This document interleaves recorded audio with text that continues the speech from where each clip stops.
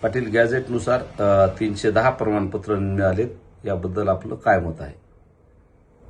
नाही, आता गॅझेटनुसार किती निघालेत मी याची माहिती घेतली नाही. परंतु एक मात्र नक्की सांगतो की हळूहळू मराठवाड्यातला सगळा मराठा 1 वर्षाच्या पूर्णचे पूर्ण मराठा समाज हा आरक्षणात जाणार, ओबीसी आरक्षणात, हे मात्र नक्की. 70-80 वर्ष आपल्याला आरक्षण नव्हतंच किंवा मिळू पण दिलं नाही. हळूहळू होईना 58 लाख नोंदी निघाल्यात, 2-3 कोटी मराठी त्याच्या आरक्षणात गेलेत. आता 17 संस्थांचंही GR निघणार आहे. मराठवाड्याचा सुद्धा हैदराबाद गॅझेटेडचा GR निघालाय. त्यामुळे आता टेन्शन मराठा समाजाला राहिलेलं नाहीये.